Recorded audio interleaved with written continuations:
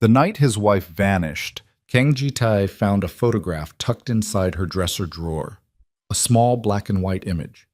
12 weeks. A heartbeat he never heard. Beneath it, a single handwritten line. You were supposed to hear this first.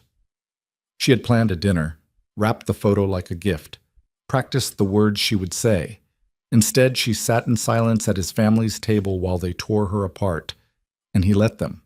Now she was gone, and she was carrying his child. This is the story of the man who had everything, and nearly lost the only thing that mattered. What game? If this story moves you, like this video and drop your city name in the comments below. I want to see how far this story travels. Now let's begin. The drawer was the last place he looked. Ji-tae had already been through her closet, the side she kept obsessively organized, blouses arranged by color, shoes lined up like soldiers, and found it half empty. He had checked the bathroom cabinet where her prenatal vitamins used to sit, the second shelf from the top, and found nothing but a faint ring of moisture on the wood where the bottle had been. He had walked into the kitchen and stood there for 6 minutes without moving, staring at the coffee maker she never used because she'd switched to herbal tea 3 months ago without explaining why. And he had not thought anything of it at the time, had not asked, had simply moved through his mornings the way he moved through everything, at velocity, at distance, at the controlled remove of a man who believed proximity was a form of weakness. He had not asked. He had not asked about the tea, had not asked about the night she fell asleep before 9, her hand curled under her cheek, had not asked why she had stopped reaching for him in the dark. He was still standing in the kitchen when Min-jun found him. Min-jun was his head of security, 41 years old, built like a man who had survived things that couldn't be discussed in clean company, and possessed of the particular talent that made him invaluable. He knew when to speak and when to simply stand in the doorway and wait. He stood in the doorway now, and waited. 3 days, Ji-tae said, without turning around. Yes. She hasn't used a card. No. Phone's still in the bedroom. We know. Ji-tae finally turned. His face gave nothing away. It never did. Not in boardrooms, not in warehouses at 2 in the morning, not when he'd been 19 years old and his father had pressed a gun into his hands and told him what kind of man he was going to become. The blankness was not coldness, exactly. It was something more architectural, a wall that had been built over so many years it had become structural. Remove it, and the whole thing would fall. What did the cameras show? Min-jun crossed his arms. She left at 11:47 p.m., the night of the dinner, single bag, the gray one, medium size. She walked to the service elevator instead of the main one, so the lobby cameras didn't pick her up until she was already outside. She hailed a cab on Wabash. We're pulling the cab company records now. Ji-tae said nothing. Boss. Min-jun's voice shifted, barely, just enough. We'll find her.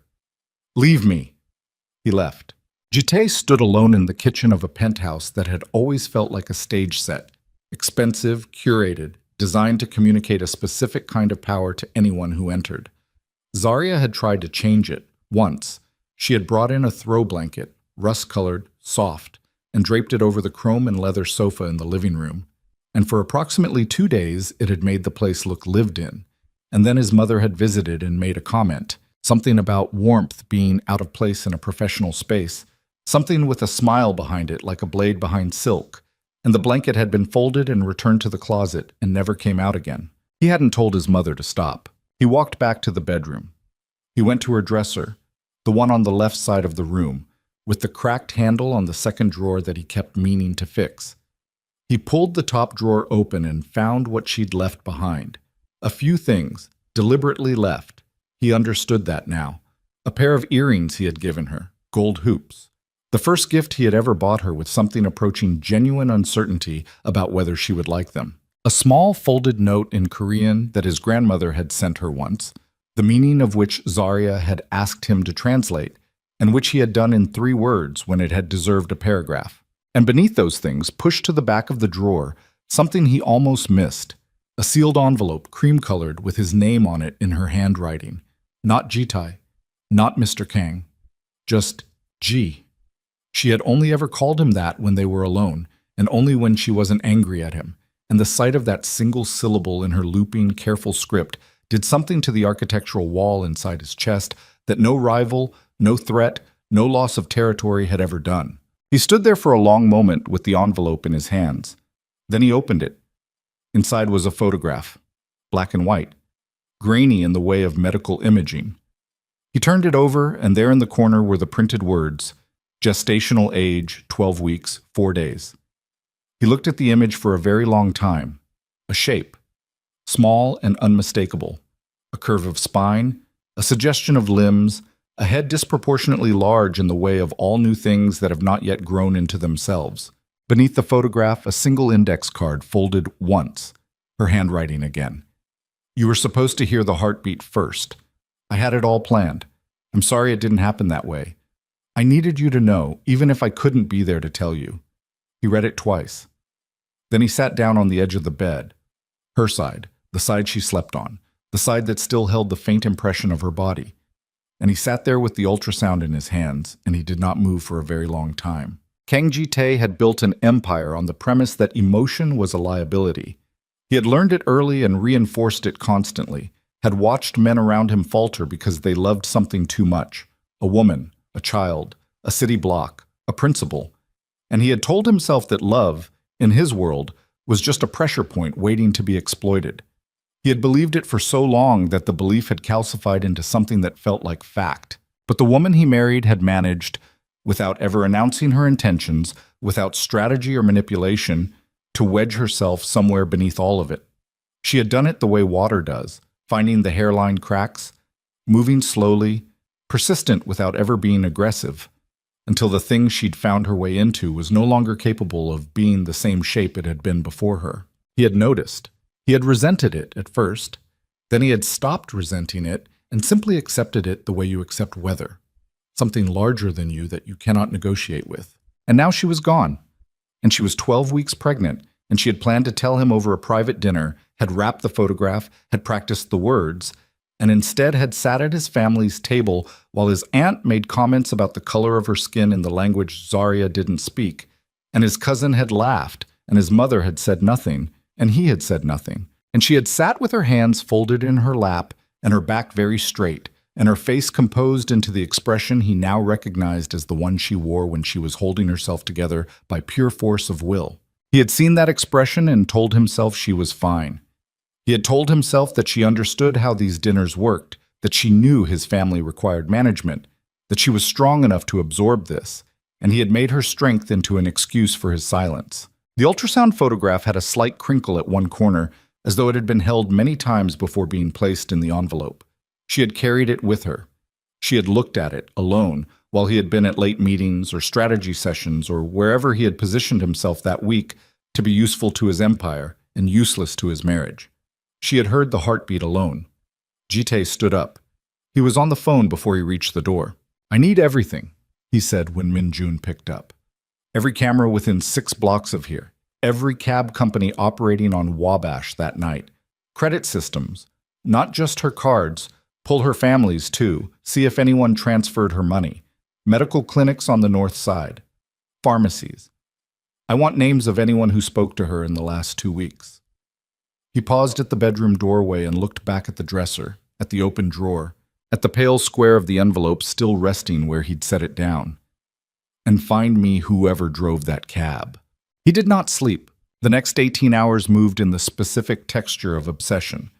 Not the frantic, scattered kind, but the cold and systematic kind that Ji-tae was very good at.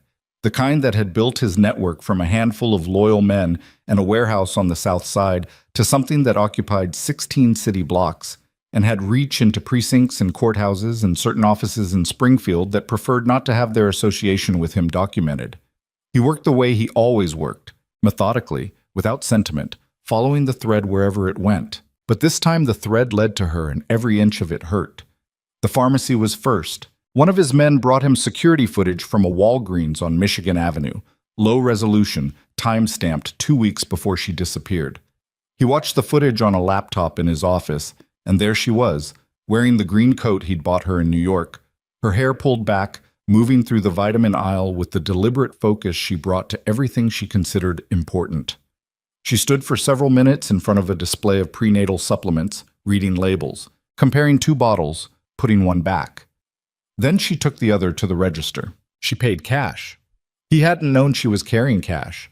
He hadn't known because he hadn't asked, because he had assumed, with the lazy confidence of a man who funds every aspect of a household, that she used her card for everything, that her spending was something he could reconstruct if he ever needed to, that her movements were legible to him. She had made herself invisible. Not out of deception, he understood that now, out of self-preservation. The clinic was worse. It took Minjun's team most of the second day to identify which clinic she'd been using. A small women's health practice in Wicker Park, not affiliated with any of the hospitals Jitai had relationships with, deliberately chosen for anonymity. The nurse who ran the front desk was a woman named Patricia, 50-ish, with the particular wariness of someone who had spent decades protecting the privacy of women in difficult situations and knew better than to trust a man who sent 3 representatives to ask questions about a patient. Jitai went himself. On the morning of the 3rd day, he drove alone, left the car 2 blocks away, walked the rest in an ordinary coat, no security visible. He understood that Patricia would not respond to pressure, and pressure was all he knew how to apply. So he was going to have to do something that did not come naturally. He was going to have to be honest. He sat across from her in a small consultation room that smelled of hand sanitizer and fresh coffee, and he put his hands flat on the table between them, and he said, "She's my wife. She's pregnant. She's been gone for 3 days and she's not answering anyone. I'm not here to bring her back against her will. I need to know she's safe." Patricia looked at him for a long time. "She came in twice," she said finally. "First appointment, she came alone. She was—" A pause. A decision being made. She was very composed, asked all the right questions, very organized, had a list. But when we played the heartbeat, she cried. Patricia's voice was factual, not unkind. She sat in that chair and she cried for about 10 minutes, and she didn't want any tissues. She just sat with it. Then she composed herself, thanked us, and left. Jitai did not look away. Second appointment, same. Alone. She picked up a report, the one you'd call an ultrasound photo. She asked the tech to print an extra copy. Patricia folded her hands. She seemed like she was preparing for something. She was. Is there a safety concern? For her, I mean. No. He said it with certainty, and he meant it. She had not left because she was afraid of him. Not physically, not like that. She had left because staying had become a slower kind of harm. She left because I failed her. The drive back to the penthouse took 20 minutes, and he spent all of it in silence, both hands on the wheel, the city moving past the windows in its indifferent, grinding way. By the time Minjun met him in the lobby with news about the cab company, Jitai had made a decision that he hadn't fully articulated yet, but that had formed nonetheless, the way weather forms. Not as a choice, but as a certainty. The cab driver's name was Desmond. He'd been driving for 11 years, kept meticulous logs, and remembered the fare because, as he told Minjun's man in the careful tone of someone who has been offered enough money to make honesty comfortable, the woman had been crying quietly, with her bag on her lap and her face turned toward the window, and she'd tipped generously. And the last thing she'd said before she got out was not a destination or a thank you, but a single sentence that Desmond had found himself thinking about since. She'd said, "I just need somewhere the world doesn't know my name." She'd been dropped at Union Station. Jitai pulled every transit record he could access, which was most of them. She'd bought a ticket with cash. She'd been planning this long enough to have cash ready. He kept returning to that detail, kept pressing on it the way you press on a bruise. And the ticket was for a northbound line with a final stop in a small town on the Wisconsin border. The name was Pine Harbor. He looked it up. Population, just under 4,000. A lakeside community. Farms and inns and one main street with the kind of shops that existed to serve people passing through on their way to somewhere quieter. A chapel on the north end of town, noted in the tourism listings for its stained glass. A frozen lake in winter that locals walked across. He sat with the information for exactly 4 minutes. Then he told Minjun he was going alone. Minjun's expression made clear his opinion of this decision. "I need you to stay here," Jitai said. "And I need you to keep this quiet. No one in the family hears anything. Your mother has been calling." "I know." Your uncle left 3 messages about, I know. He picked up his keys. Keep them occupied. Tell them I'm in meetings. Tell them whatever you need to tell them. He paused at the garage door. And Min Jun. He didn't turn around. If anything happens to her, if she needs anything and I'm not reachable, you go to her. Not to my family, not to anyone else. To her. He drove north. The city gave way to suburbs, and the suburbs thinned into the particular flatness of Midwestern winter landscape. Bare fields, gray sky pressing down. The occasional cluster of trees along a frozen waterway. He had the ultrasound photo in the inside pocket of his coat. He was aware of it the entire drive the way you're aware of a wound. Not constant pain, but a constant knowledge. He had a lot of hours alone with his own mind, which was not a place he voluntarily spent time. He thought about the dinner. He had known it was going wrong. He was not obtuse. He had built his life on reading rooms, reading people, interpreting the subtle signals of power and tension that move through a gathering like weather systems.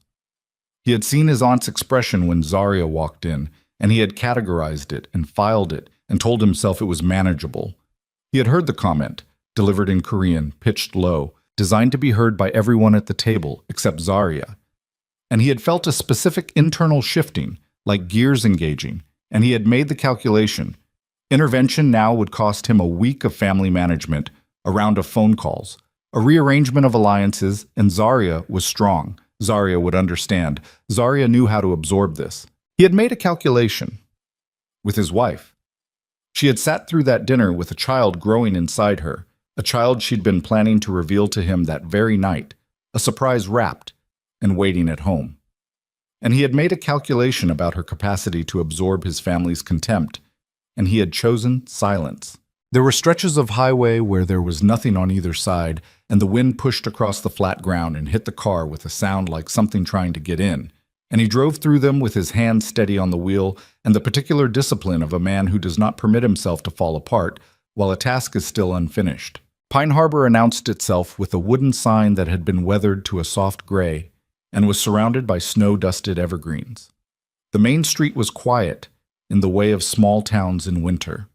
A hardware store with lights on, a diner with steam on the windows, a bookshop with a handwritten sign in the door. Jite drove slowly, which was not his habit, and looked. He found the inn on the north end of town, a converted farmhouse with 6 rooms and a porch wrapped in white lights. A woman named June ran it, and she was the kind of woman who had made a study of minding her own business while simultaneously being the hub through which all local information moved. She looked at Jite when he walked in, and she made some kind of assessment, and she said before he could speak, "You're looking for someone." A woman, my height, maybe an inch shorter. She would have checked in 3 days ago. June's face moved through something.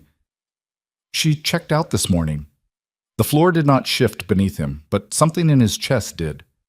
She left something, June added. She went to a drawer behind the counter and produced a cream-colored scarf, the one Zarya wore when the cold was serious, the one that still, when June held it across the counter, held some trace of her. He took it with both hands. "She asked me for directions," June said, "yesterday evening before the snow started, to the chapel at the end of Lakeview Road." He was back in the car before she finished the sentence. The road was narrow, and the snow on it had not been plowed, and he took it carefully, hands tight on the wheel, following the track of previous tires. The chapel appeared through the trees in the early dark. Small, stone, lit from within by what must have been candles because the light moved. It wavered. It breathed. He parked and sat for a moment. He was aware that he did not know what she would say to him. He was aware that he had no leverage here, no strategy, no organizational advantage. He was aware that whatever happened inside that chapel would be determined entirely by whether the version of himself that walked through that door was capable of being worth her time. He got out of the car. The door was heavy, and it opened with a sound like a long exhale. The interior was small and warm, and the candles on the altar threw enough light to see by. Wooden pews, a stone floor, high, narrow windows, and there, in the third pew from the front, sitting with her coat still on and her hands clasped in her lap and her face turned toward the windows, was Zarya. She heard him. He knew she did. He saw the slight stiffening of her shoulders, the way her chin lifted by a degree, the careful way she did not turn around. And he understood that she had known, on some level, that this was a possibility, that he might find her, that his resources had limits only in geography and time, and she had not been hiding, not exactly, had not covered her tracks with any real thoroughness. And he understood now that this was not because she had failed, but because she had not entirely wanted to disappear. He walked up the aisle. He stopped at the end of her pew. She looked up at him, finally, and the candlelight showed him her face, the tiredness in it, the grief in it, the complicated landscape of a woman who had loved someone very much for a very long time and had run out of the energy to keep pretending that love was enough on its own. "Zarya," he said. She said nothing. "You're safe," he said. And he didn't mean it as a demand or a relief. He meant it as a confirmation, the way you confirm something you needed to be true and are only now allowing yourself to believe. She looked at him for a long moment. "Gee," she said, and her voice was very quiet and very controlled and very tired. "I know why you're here. You're carrying my child." Something moved across her face. Not surprised, say, she had known he would find the envelope eventually. Something older than surprise, something more like an exhausted reckoning with a truth she had been sitting with alone for too long. 12 weeks, she said. "I know. I went to the appointments alone. I know. I heard the heartbeat alone." "Zarya," "I cried alone," she said, and her voice didn't break, which was somehow worse than if it had. "In a clinic in Wicker Park on a Tuesday afternoon, I sat in a chair and I cried because I was so happy and so terrified, and the person I wanted with me wasn't there, and he wasn't there because I couldn't figure out how to get him to see me." She looked down at her hands. "That was the day I started planning the dinner." The candlelight moved. Outside, the snow had begun again, visible through the high windows, falling in the dark. "I had it all ready," she said. "The restaurant, the gift, I'd practiced what to say. I kept changing the wording. I wanted to get it right." A long pause. "And then your family. I know what my family did. Do you?" She looked up at him then, and what was in her face was not anger, not yet. It was something more precise than anger, something surgical. "Because you were there, G. You were right there, and you heard what she said, and you looked at your plate." He did not defend himself. He did not have a defense.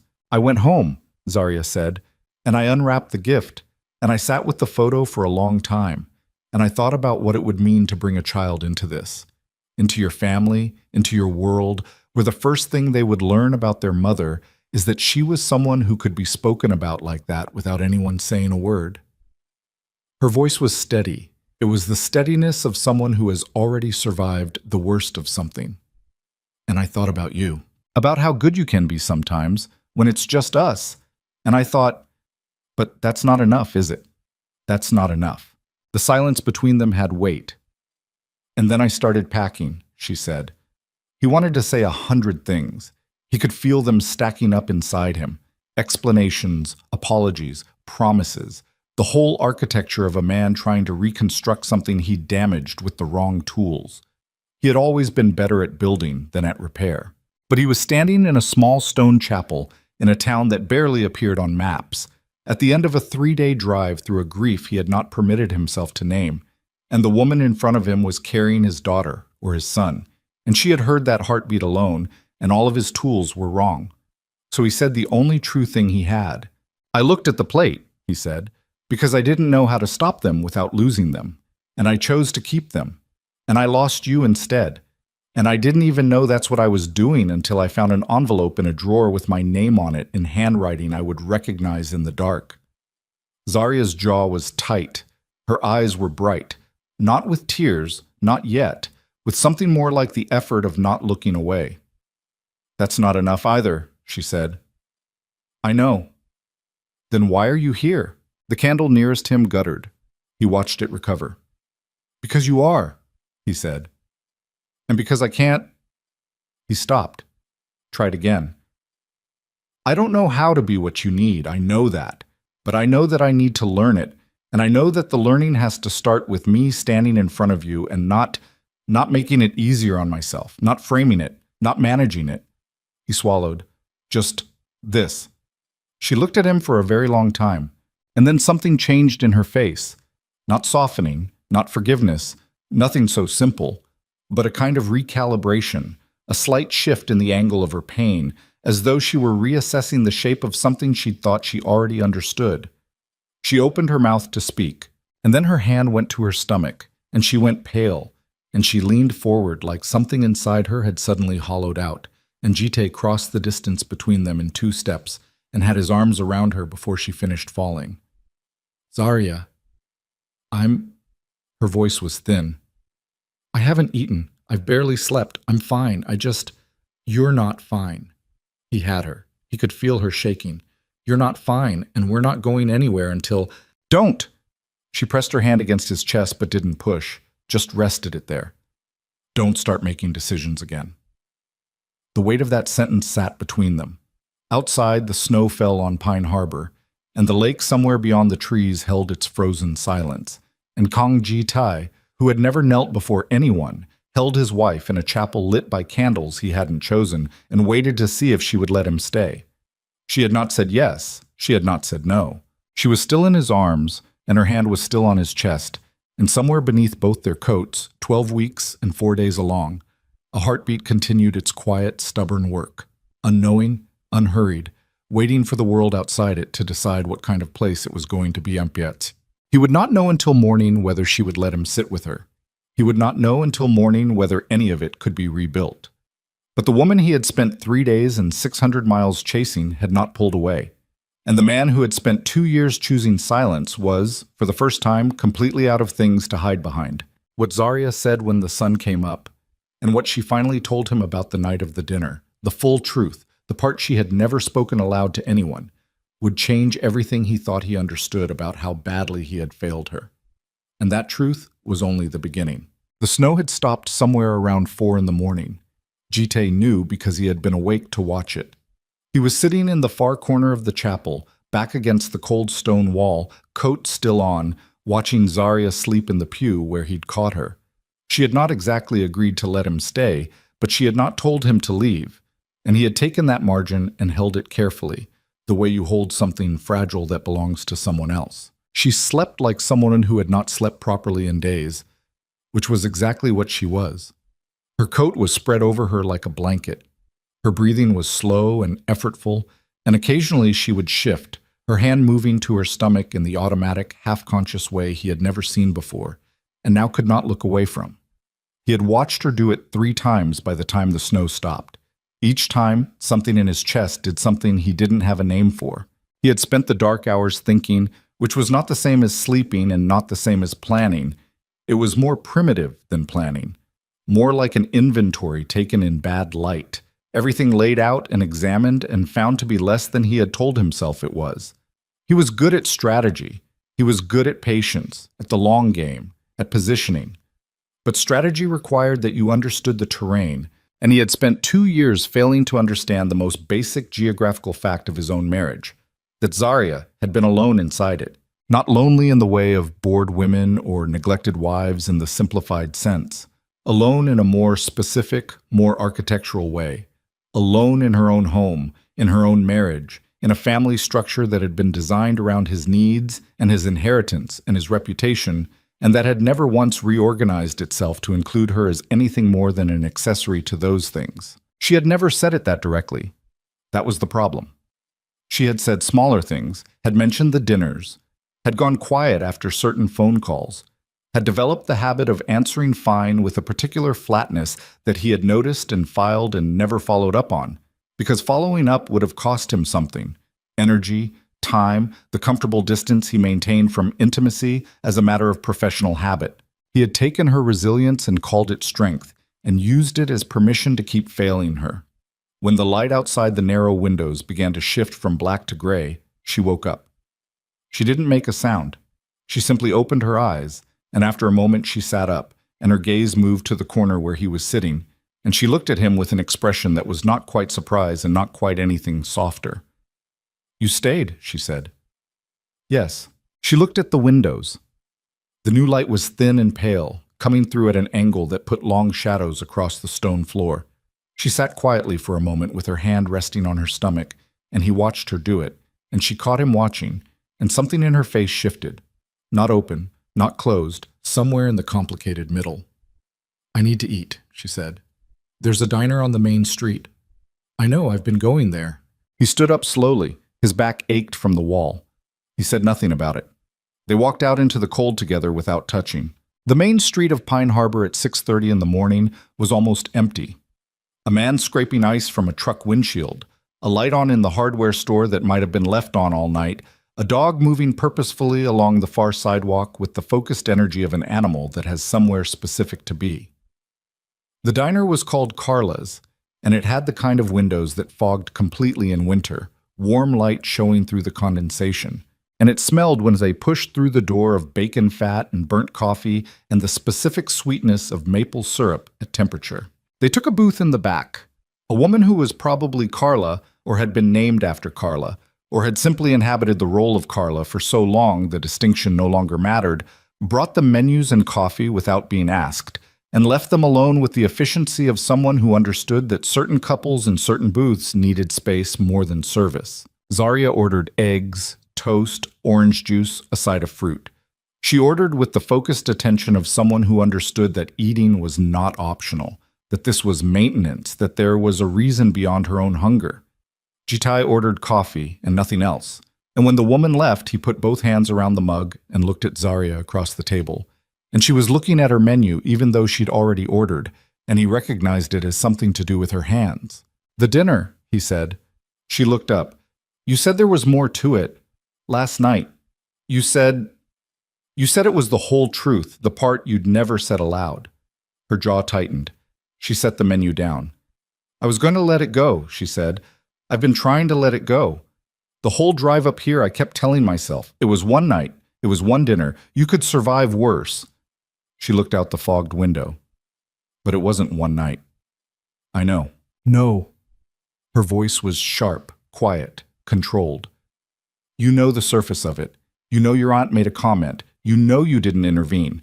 That's the outline." She turned back to him. "The dinner was the last in a series of—" She stopped, started again. "Do you know what your mother said to me 6 months ago, at your cousin's birthday?" He didn't. He hadn't been in the room. "She told me, and she said it very kindly, G, very warmly, the way someone says something cruel to you with a smile so that if you react, you're the problem. She told me that she admired how I had adapted, like I was a plant she'd put in a different climate and was surprised to find still alive." Zarya's voice had gone to a particular register, the one that was controlled not because she wasn't feeling it, but because she was feeling it too much to allow it to move. "And I laughed. I actually laughed. I thanked her." Jite said nothing. "Because what was I going to do? Tell you? And then what?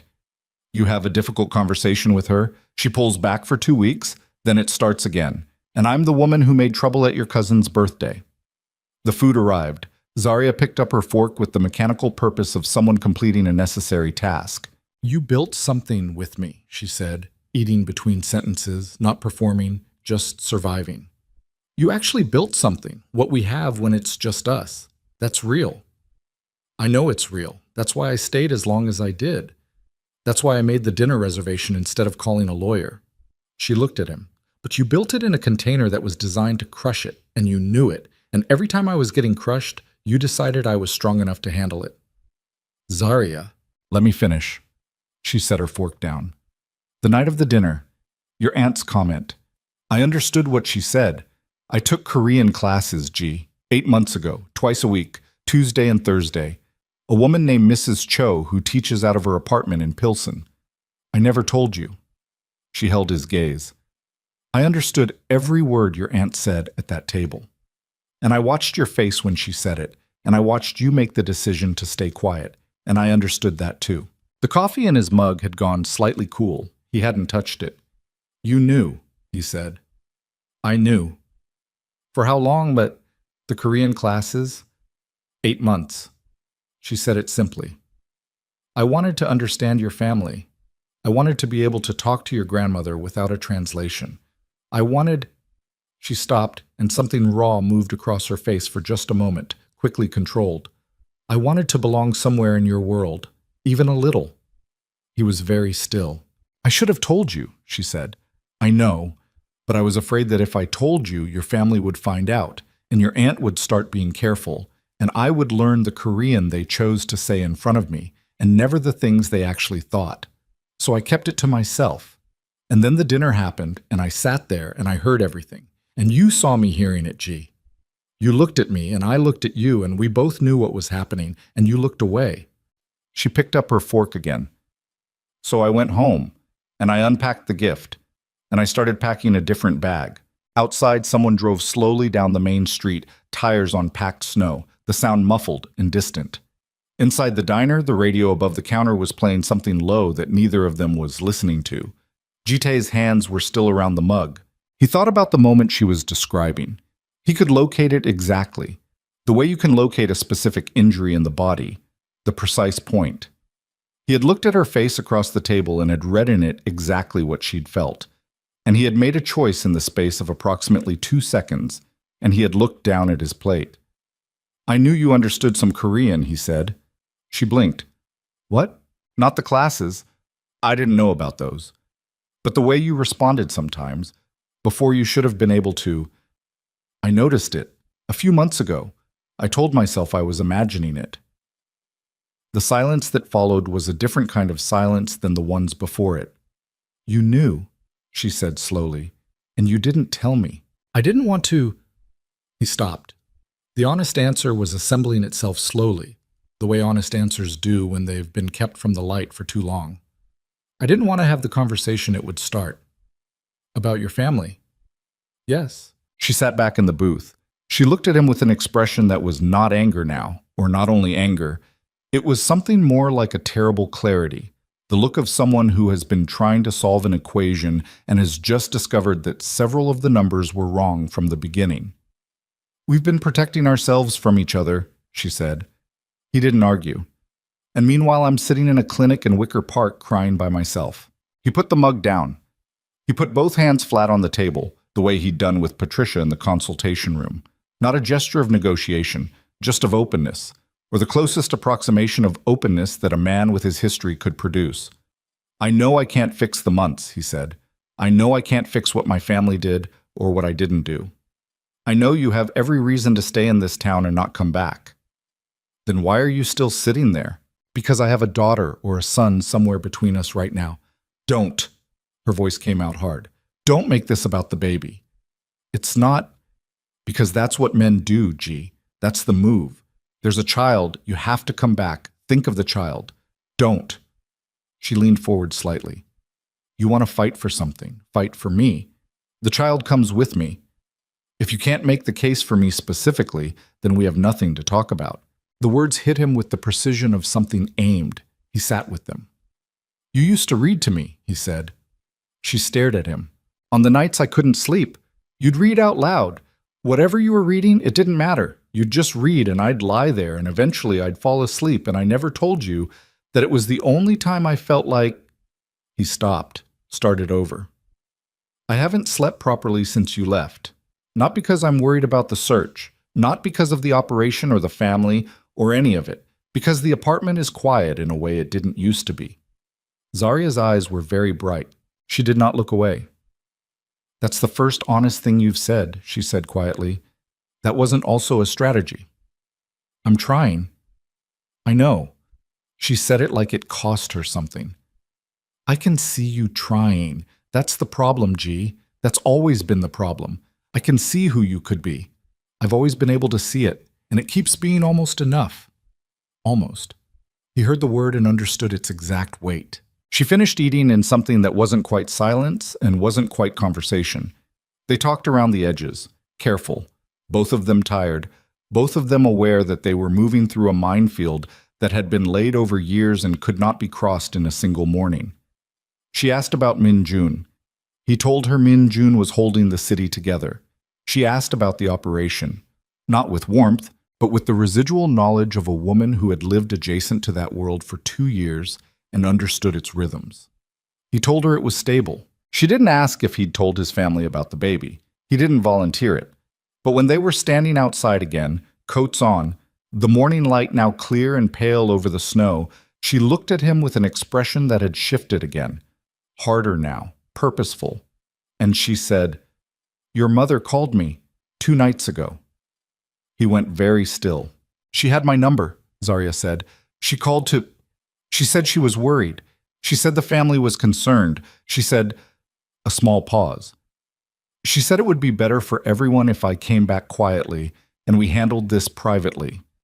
She said if I had concerns about my place in the family, there were ways to address those concerns that didn't involve causing disruption." He could feel something moving in his chest that was not sadness and was not grief, but was related to both of them. A colder thing, older. "She said your place," Zarya said. "Those were the words, your place in the family. Like I'm furniture that's been moved to the wrong room." "She contacted you," Jite said, and his voice had changed. The diner, the morning light, the careful distance he'd been maintaining from the part of himself that operated at other frequencies. All of it receded slightly. "She knew I was looking for you and she called you herself. Last night, while you were driving." "What did you say to her?" Zarya met his eyes. "I said I would be in touch. Then I turned off the phone." He turned away from her and looked down the empty street. The dog from earlier was coming back the other direction now, still purposeful, some circuit completed. The hardware store had turned its open sign. He had told Minjun to keep his family from knowing. His mother had known anyway. His mother had always known how to find the seam in any operation, where information was flowing, who had it, how to apply pressure before anyone realized it had been applied. She had run that family's intelligence network since before his father died, and she ran it still, and he had understood this and had believed, with a hubris he was only now fully measuring, that she would not turn it in this direction. Toward Zarya, toward his wife carrying her grandchild, fleeing in the snow. And she had called to suggest Zarya return quietly, as though this were a business problem, as though the woman standing in front of him now were a liability to be managed rather than the person his entire future had restructured itself around. "Gee," Zarya's voice pulled him back. "What are you going to do?" He turned to look at her. She was watching him with the particular attention she brought to moments of decision. She had always been able to read him in these moments, better than most men who'd known him for decades. She read him in the change of his breathing and the set of his shoulders, and the thing his hands did when something shifted. She was reading him now. "I'm going to need you to trust me with something," he said. "That's not a small request." "I know." She crossed her arms. Her chin was slightly raised. She was exhausted. He could see it in the texture of her face, in the effort it was costing her to stand in this cold and have this conversation at all. But she was also, underneath the exhaustion, steady. She was the steadiest person he had ever been in the presence of, and he had not told her so nearly enough. "What do you need?" she said. "I need to make a call, right now, in front of you, so you know exactly what I'm doing and why." He pulled out his phone. "And I need you to listen." She looked at him for a long moment. "Who are you calling?" He held her gaze. "My mother." The word landed between them. Zarya's face did something brief and complicated and then settled back into the careful watchfulness she'd been wearing since he walked through the chapel door. "And what are you going to say to her?" she said. He looked at the phone in his hand. Then he looked up at her. "Something I should have said a long time ago." He pressed dial. "And after I say it, after she hears it from me directly, with you standing here, I need to know if that changes anything for you. Even a little." The line connected. 1 ring, 2. His mother's voice, when it came, was composed and even, the voice of a woman who had spent decades managing crises before they became emergencies, who understood that control was maintained in the first sentence, always in the first sentence. "Jitai," she said, "I've been worried about—" "I know you called her," he said. Silence. Not the silence of someone caught off guard. His mother was never caught off guard.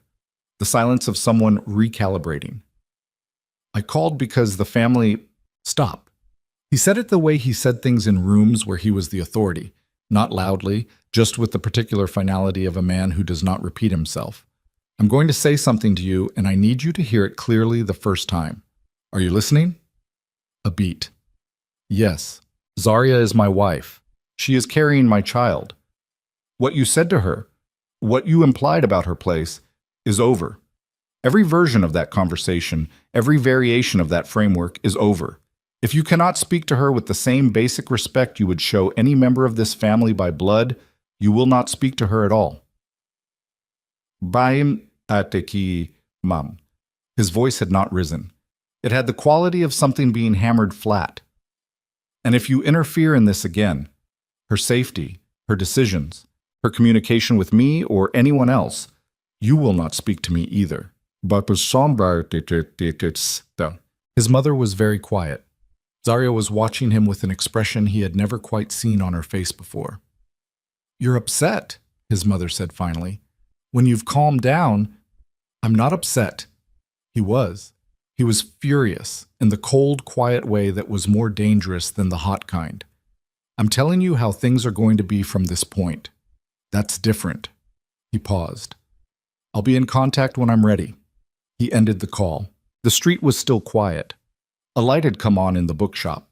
Snow dripped from an awning as the temperature moved fractionally upward. He looked at Zarya. Her arms were still crossed. Her expression had shifted again. Still complicated, still carefully controlled, but underneath the control something had moved. Some weight had redistributed. She was not smiling, but she was looking at him differently than she had 30 minutes ago in the diner. "That's the first time," she said slowly, "you've ever done that." "Yes." "Why now?"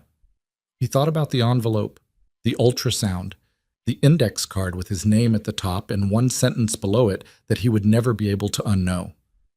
"Because I found out what I'd been choosing to lose," he said, "and I can't unfind it." She stood with that for a moment. Then she looked down the street, and something in her posture shifted. A degree of release.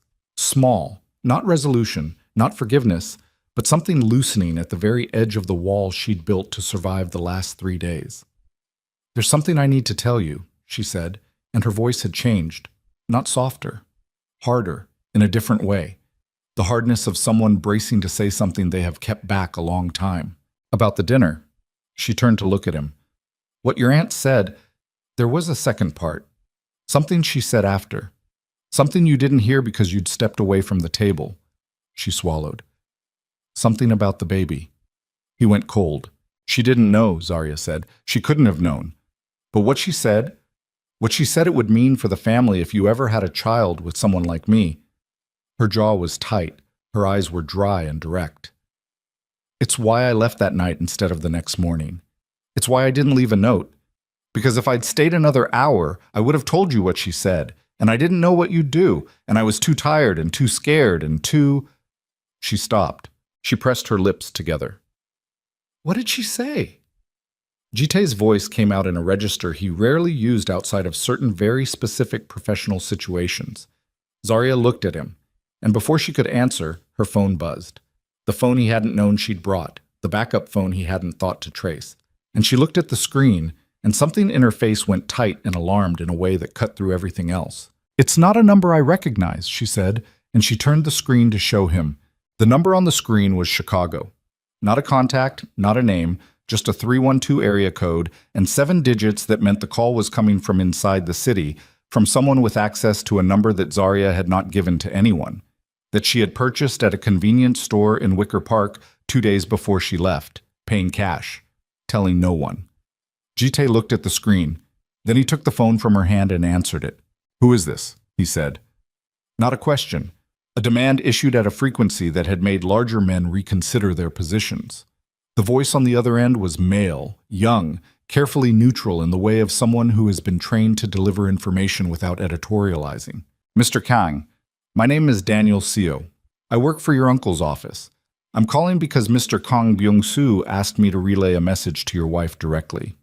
A pause.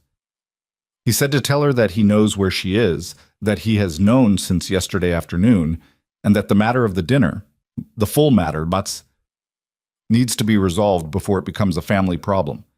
Jite's hand tightened on the phone. "The full matter," he repeated. "Those were his words, sir. Tell my uncle that he can relay his own messages. Tell him I said that personally."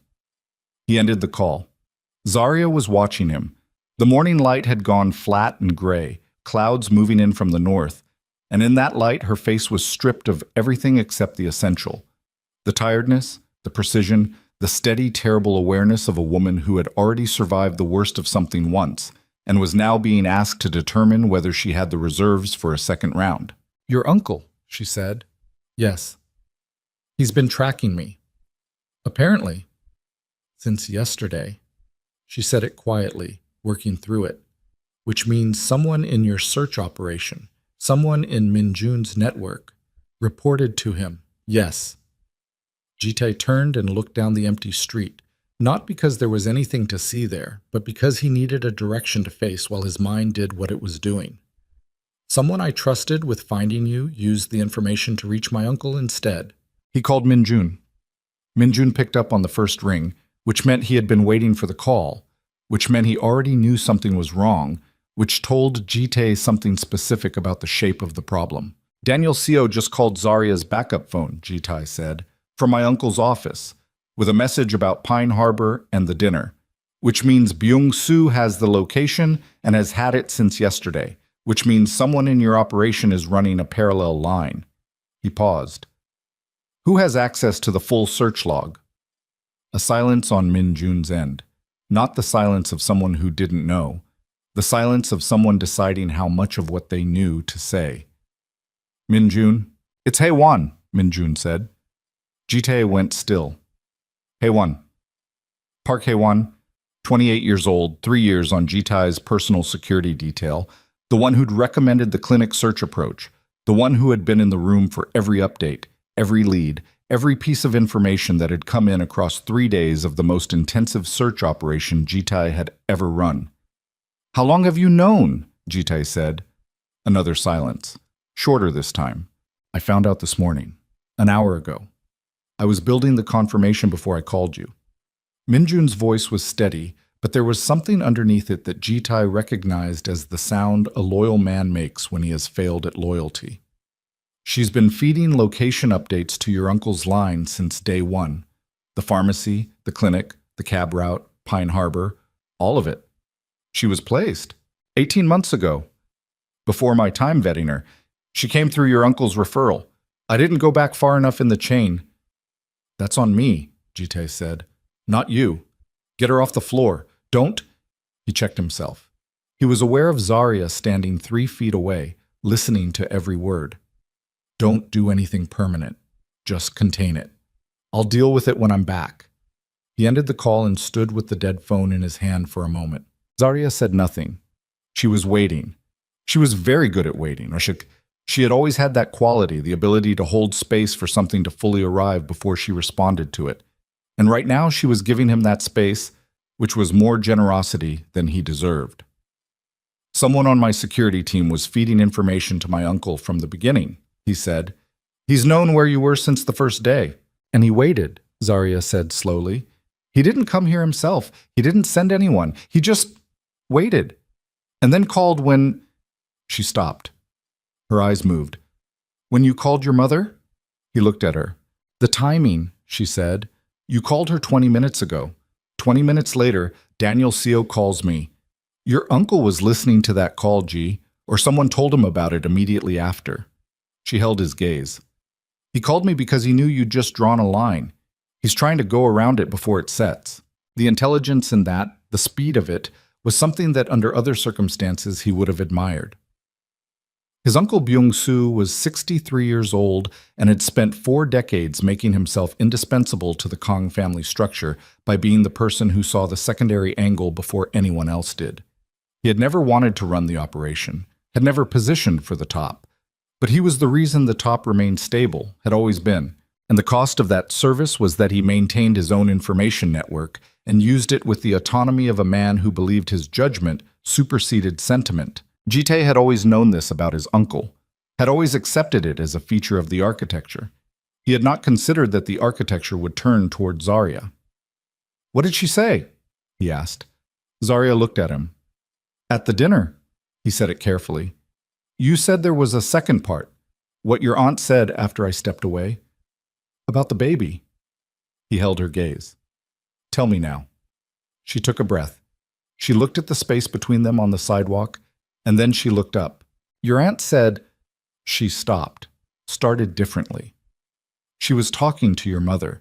She didn't know I could hear. She said that if you ever had a child with a black woman, Those weren't exactly the words, but that was the meaning. The family should consult a lawyer about the inheritance structure, about how a mixed-race child would be, a small pause, precisely controlled. Positioned.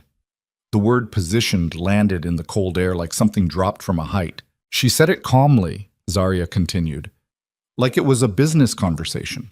Like your child, our child, was a complication to be managed, and your mother didn't disagree. Her voice was flat now, factual, the way you describe something you've had to revisit many times to survive. She said she would speak to someone, to review the documents.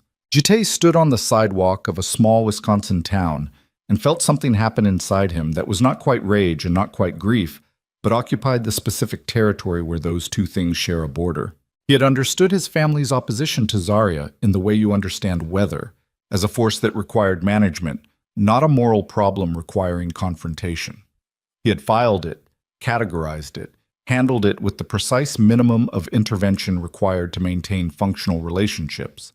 And he had told himself that this was pragmatism, that this was how things worked, that Zarya understood the complexity. His family had been reviewing documents about his unborn child's inheritance position before Zarya had even told him she was pregnant. "That's why you left that night," he said. "I needed to think," she said. "I needed to be somewhere they couldn't reach me while I figured out what I was going to do. Because the dinner was one thing, G. I could survive the dinner. But sitting in your family's house knowing they were already talking about our child like a legal problem." She stopped. "I couldn't breathe in that penthouse after that. I couldn't breathe in Chicago. I needed one night, and then one night became another. And by the time I'd slept and eaten and stopped shaking, I realized I didn't know how to go back." "You weren't supposed to go back to that," he said. "That's finished."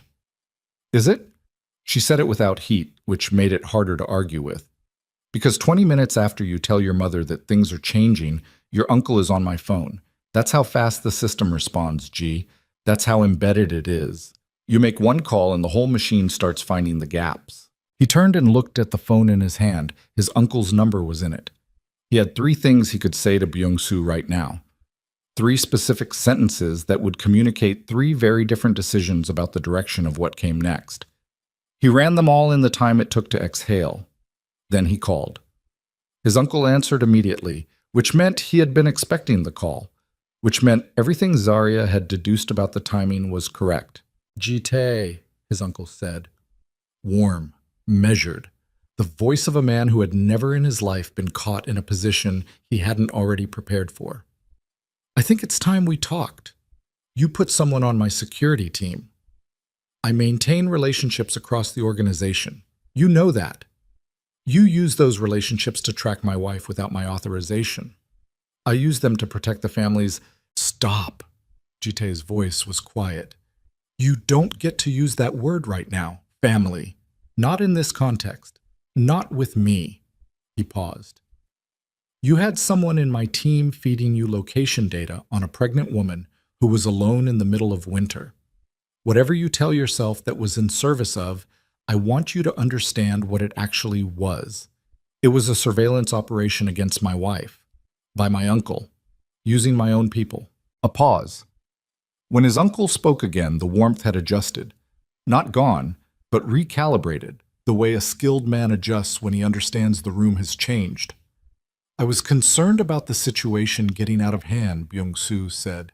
"Your wife is—" "My wife is standing on a sidewalk in a town you tracked her to, in the middle of her first trimester, after 3 days of being alone, because my family made her feel like an intruder in her own marriage."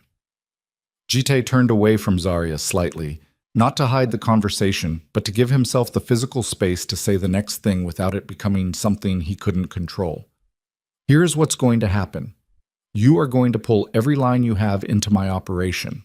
You're going to recall Daniel Co. and anyone else you've positioned in my circle.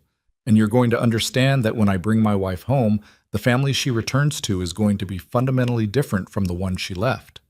If that's not a family you want to belong to, I understand, but it's not negotiable." Silence. Then, "You're making an emotional decision. I'm making the decision I should have made 2 years ago."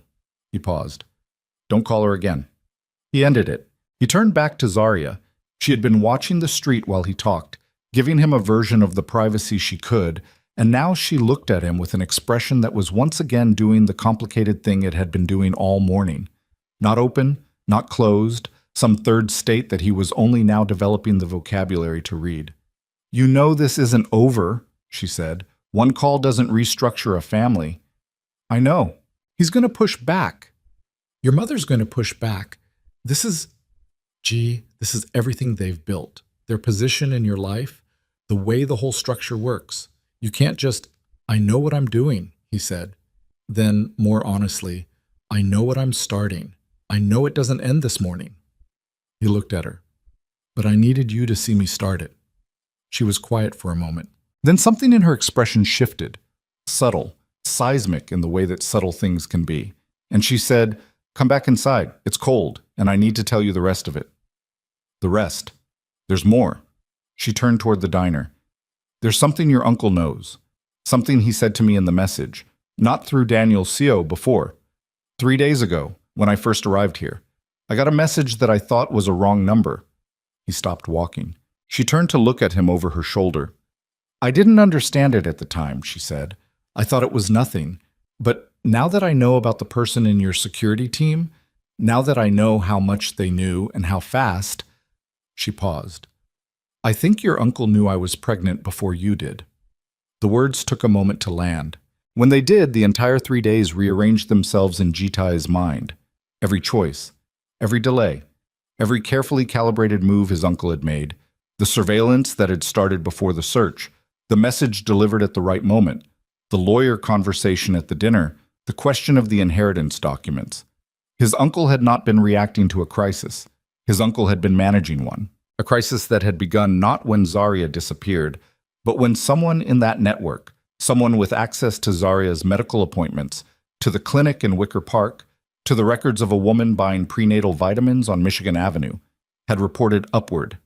Before Jitai had found the envelope, before the dinner, Byung-soo had known there was a child coming, and he had said nothing, and he had let the dinner happen, and he had let Zarya sit at that table and hear what she heard while he already knew what that table was discussing was connected to a child he knew existed.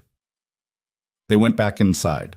The diner was warmer now, a few more tables occupied, the sound of cutlery and low voices creating the ordinary texture of a small-town morning. They took the same booth. Zarya wrapped both hands around a fresh coffee. Jitai sat across from her and did not touch his. "Show me the message," he said. She pulled out the backup phone, found it, handed it across the table. It was short, 12 words. No name, no number he recognized, sent at 11:46 p.m. on the night she arrived in Pine Harbor. "Sometimes the kindest thing you can do for a child is choose differently." He read it twice. Then he set the phone down on the table between them. "He was telling you to end the pregnancy," Jitai said. Zarya's hands tightened around her cup. "That's what I think," she said. "I didn't understand it then. I thought it was spam, one of those strange, but now, given everything." She swallowed. He knew. He knew I was pregnant before I'd told my own husband, and his response was to send me a message in the dark in a town he'd tracked me to, suggesting that the right choice— She stopped. Her jaw was tight. Her eyes were dry and furious and exhausted all at once. Jitai sat very still. He had managed his family's internal tensions for 15 years. He had navigated his uncle's particular brand of bloodless pragmatism, had learned to work within it and around it, and occasionally had used it, and he had told himself that his uncle's machinations were directed outward, at rivals, at threats, at problems that existed at a safe professional distance. His uncle had sent a message to his pregnant wife in the middle of the night, suggesting she consider ending the pregnancy. He had sent it while she was alone, while she was frightened, while she had been in that town for less than 12 hours and was running on no sleep and the specific raw vulnerability of a woman who has heard her own worth debated in a language she wasn't supposed to understand. Jitai picked up his phone. He called Min Jun. "I need you to pull everything we have on my uncle's financial relationships, his legal consultations over the last 6 months, specifically anything related to estate documents, inheritance structures, or—" He paused, chose the word. "Succession." He watched Zarya's face across the table. and I need the phone records for a burner line, 312 area code. He read the number off the backup phone. I want to know where that message originated and who purchased the device. Minjun said, "How far do you want to go with this?" Jite looked at Zarya. She was looking back at him, and in her face was something that was not a question. She already knew the answer. She was just waiting to see if he did. "All the way," he said. He ended the call. The diner sounds continued around them. Ordinary, indifferent, the world proceeding at its normal pace, while inside this particular booth, the architecture of Jitai's life was dismantling and reassembling into a different shape. Zarya said, "If you go after your uncle directly, it won't just be the family. He has relationships outside the family. People who depend on his stability, people who will read this as instability in the whole structure. I know. You could lose ground, territory. People who've been with you for years might read it as, I know what I'm risking." He said it without sharpness, flat and clear. "What I don't know is whether you're going to be there when I get back to the other side of it." She was quiet. Outside the window, the clouds that had been moving in from the north had thickened, and the light had changed to the particular gray that precedes snow. "I don't know either," she said. "I want to be honest with you about that." "That's honest." I'm not going to make a promise right now that I can't keep. Not about coming back, not about what happens next. I'm 12 weeks pregnant, and I've been awake for most of 3 days, and I just found out your uncle sent me a message in the dark that I still can't fully process. She looked at her hands around the cup. "What I can tell you is that I'm still sitting here." "That's enough," he said. "Don't," she looked up sharply. "Don't make it into more than it is. I'm tired, G. I'm tired of being strong enough to absorb things. I'm tired of being the person who understands why you couldn't act. I'm not going anywhere right now, but that's not the same as being okay." "I know." "Do you?" "I'm starting to." She looked at him for a long moment. Then her face changed. Something in the perimeter, the careful controlled surface, shifted, and what showed underneath was not weakness, but something rawer, more specific. Not grief, not anger. The expression of someone who has carried a particular weight alone for long enough that the effort of maintaining the carry is becoming visible. Her hand went to her stomach, automatic, as it had been all morning, as it had been in the chapel while she slept. "She kicked," Zarya said quietly, 2 nights ago. "The first time. I was lying in the inn and she kicked and I—" She stopped. Her voice was still controlled, but only just. "I didn't have anyone to tell." The silence that followed was the heaviest one of the morning. He reached across the table. He didn't take her hand. That was too much, too fast, not earned yet. He put his hand on the table between them, palm up, open, and waited. She looked at it. She did not take it, but she did not move away. And then Jitai's phone rang, and it was Minjun, and the tone of Minjun's voice in the first half second before he said a word told Jitai that whatever came next was going to be worse than everything that had come before, and he answered it with his hand still on the table between them, and Minjun said, "The estate documents, I found them." "Jitai, your uncle didn't just consult a lawyer about the inheritance structure." A pause that lasted exactly long enough to be its own kind of warning. "He filed 4 weeks ago. A formal challenge to your position as primary successor, contingent on the terms of your marriage. Specifically, contingent on Zarya's legal status as your wife at the time of any future transfer of assets. He filed it 4 weeks ago, which means he filed it 1 week after. 1 week after." Jitai's mind locked onto the timeline with the precision of a man who has spent his adult life reading the interval between events for meaning. 4 weeks ago. 1 week after something. Minjun hadn't finished the sentence and Jitai said, "After what?" And his voice came out very flat and very controlled the way it did when the control was costing him considerably. "After Zarya's first clinic appointment," Minjun said. "The one in Wicker Park. Someone in your uncle's network had access to the appointment record. He filed the succession challenge 7 days after she first confirmed the pregnancy, before she told you, before anyone in the family officially knew." A pause. "He's been building this for 4 weeks, Jitai. The surveillance, the planted operative, the dinner, none of it was reactive. He's been running a coordinated play. Zarya was watching his face. He was aware of what his face was doing, the stillness of it, the specific quality of stillness that his men had learned over years to read as the most dangerous version of him. Not the loud version, not the version that moved fast, but this one. This particular compression of everything into something cold and load-bearing and very close to breaking. "What are the grounds?" he said. "The challenge. What grounds did he file on?" Behavioral clause in your grandfather's original succession document. Clause 7. It states that primary succession can be challenged if the successor's personal conduct is deemed to threaten the integrity or cohesion of the family structure. Minjun said it carefully. Your uncle's filing argues that your marriage to Zarya has created internal division. He cites the dinner specifically, ironically, and that your handling of the situation demonstrates an inability to prioritize family stability. He used the dinner he engineered as evidence against me. Yes, Jitai set the phone on the table. Not down hard, just set it down. He looked at the surface of the table between his hand and the phone, and he breathed once, slowly, the way you breathe when you are doing triage on something internal. Zarya said, "What did he file?" He told her. All of it. Watching her face as the shape of the thing became clear, not just a family that disapproved, not just a mother with sharp manners and an aunt with a sharper tongue, but a coordinated legal and organizational play that had been running for a month, that had used her pregnancy as its triggering event and her departure as its accelerant, that had positioned Jitai's defense of her as evidence of his instability.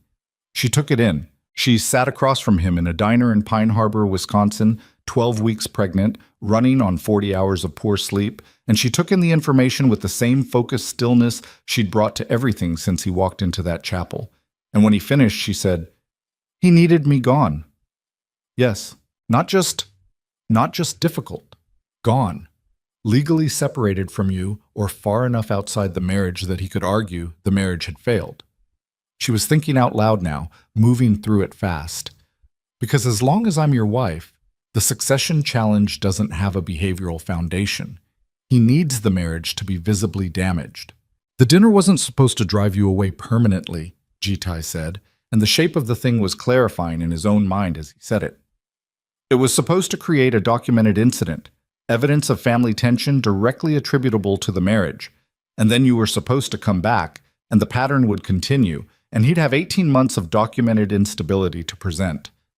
But I left, Zarya said. You left, which accelerated his timeline. He had to move from slow documentation to active management. He looked at her. The message he sent you, the suggestion about the pregnancy. Her face was tight. If you'd made that choice, he said, and he said it as plainly as it needed to be said, the succession grounds collapse. No child, no mixed inheritance question, no ongoing family tension. The marriage becomes manageable to him, something he can work around. He wasn't trying to destroy the marriage. He was trying to remove the element he couldn't control. The baby, Zarya said. You, Jitai said. The baby is the part he can't predict. But you are what I won't compromise on. And he knows that now if he didn't before. He picked up the phone. Which means his window is closing and he knows it. Which means the next move happens fast. He called Minjun back. Where is he right now? Chicago. His office on the 42nd floor. He's been there since 7 this morning. Our people confirmed it. Who's with him? His assistant, 2 of his personal security, and a pause with weight in it. Your mother arrived at his building 40 minutes ago. Jitai stood up from the booth. Zarya looked up at him, and he looked at her. And in the 2 seconds of that exchange, something passed between them that was not a conversation but carried the weight of one. An acknowledgement, a question, an answer that was still being formed. I have to go back, he said. I know. I'm not leaving this unfinished, between us. He said it with the urgency of a man who understands that the wrong interpretation of a departure can become permanent. I need you to know that what's happening in Chicago is directly connected to what's happening here. And if I don't get back there before he makes his next move, everything I said to him on that call becomes just words. Zarya stood up. She was slightly unsteady, not dramatically, not the near collapse of the chapel, just the foundational tiredness of a person whose reserves have been running on will for days. And she put one hand on the edge of the table to steady herself, and his hand moved toward her automatically, and she let it. She let his hand close around her elbow, briefly, before she straightened. "Go," she said. "Come with me." She looked at him. I know I don't have the right to ask that yet, but I need you where I can make sure you're safe, and I need you to see what I do when I get back there. Not hear about it. See it." The morning light through the fogged windows was flat and gray. The snow that had been threatening since dawn was finally beginning, fine and steady, the kind that accumulates quietly rather than dramatically. "If I come back," Zarya said slowly, "I'm not coming back to what I left. I'm not walking into that penthouse and sitting across a dinner table from your mother and pretending that you won't have to. Don't make promises about what your family will do. I'm making a promise about what I'll do." He held her gaze. "Which is different." She stood with that distinction for a long moment. Then she said, "I need 20 minutes to get my things from the inn." He drove back to Chicago like a man with a deadline, which he was. Zarya sat in the passenger seat with her bag at her feet and her hands in her lap, and she did not make conversation, which was not coldness. It was the particular silence of someone conserving themselves for what came next. He did not fill the silence. He drove, and he thought, and he built the architecture of what he was going to do with the same focused methodology he'd applied to every structural decision in his professional life, except that this time the structure was personal, which made it both easier and harder. Easier because he knew exactly what he valued, harder because the cost of getting it wrong was something he couldn't quantify without going somewhere he wasn't prepared to go. Minjun called when they were 2 hours south. "Your uncle has called a family meeting," Minjun said. "This evening. His place? 8 o'clock. He's reached out to the senior members, your cousins on your father's side, 2 of your father's oldest associates, and your grandmother's representative." Jite processed that. "He's moving to formalize it. He's going to present the succession challenge in front of witnesses. Make it a family vote rather than a legal filing, which means if he wins the vote, the legal filing has social validation. Harder to fight." Jite checked the time.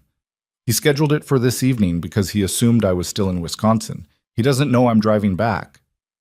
Do you want me to let him continue assuming that?" "Yes." He glanced at Zarya. She was looking out the window, but her head had turned slightly. She was listening. "And I need you to get me into that building before 8, not through the lobby. I want to be in the room when the meeting starts, not announced and not expected. Can you do that?" "I know the building manager." "Yes." "Good." He paused. "And Minjun, get me whatever documentation we have on Clause 7 of my grandfather's succession document. The full text, the precedent cases, everything. I need to understand exactly how it's been applied before and exactly where it can be challenged. You're going to argue it tonight. I'm going to end it tonight, whatever it takes." They arrived in Chicago when the light was failing, the city coming up around them in its familiar density, the gray lake to the east, the skyline asserting itself, the particular energy of a place that does not register human drama because it is perpetually occupied with its own. Jitai felt the city settle around him like a coat and understood, as he always did when he returned from anywhere, that this was where he knew how to operate, that the landscape of small towns and frozen lakes and candlelit chapels had been a place he'd moved through at a disadvantage, without the fluency that came from native territory. He took Zarya to the penthouse. She walked in and stood in the entrance hall and looked at the space with the expression of someone who has been away long enough to see a place clearly. He watched her look at it, the chrome fixtures, the curated art, the vast windows over the city.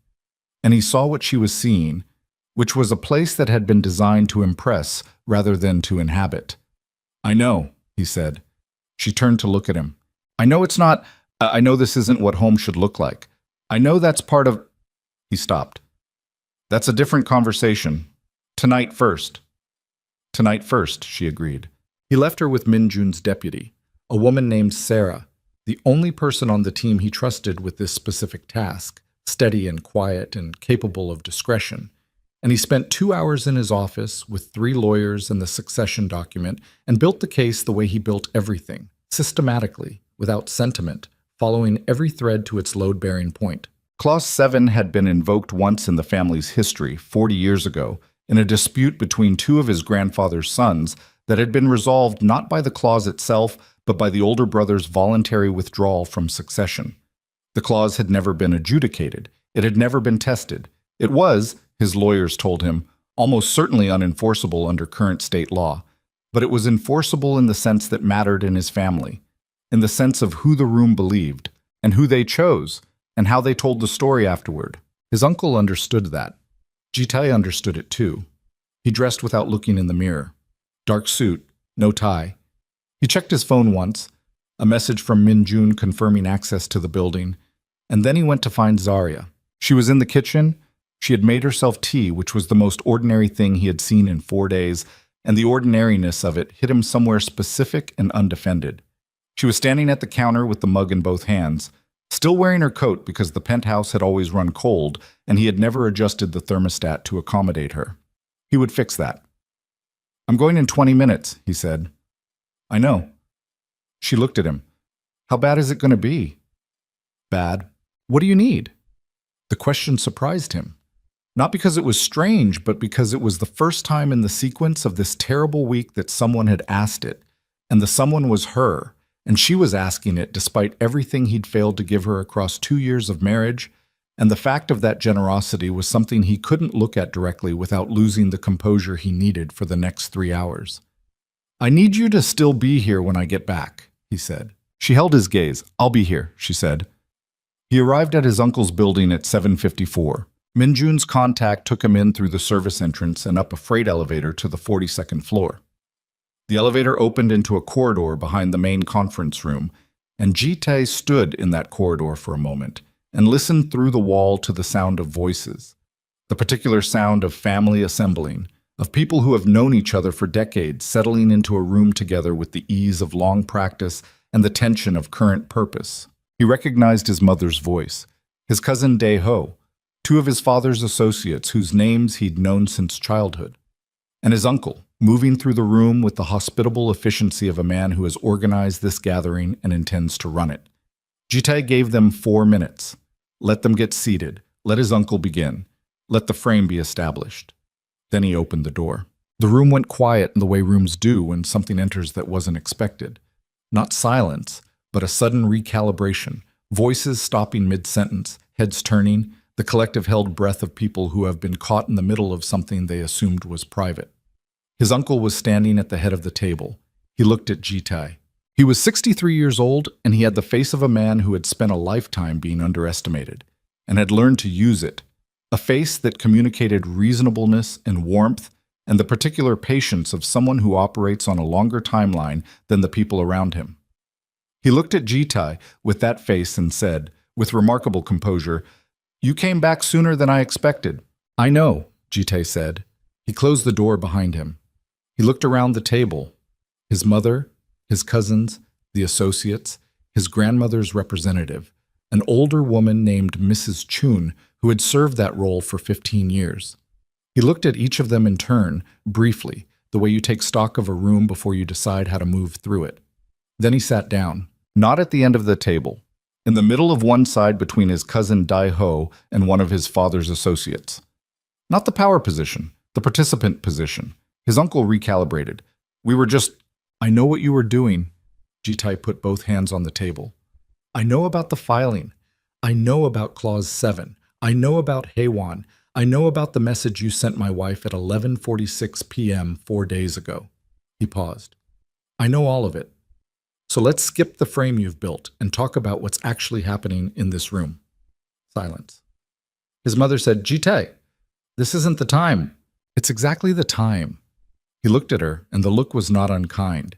He had not stopped loving his mother. That was the complicated fact underneath all of it. He had not stopped loving any of them.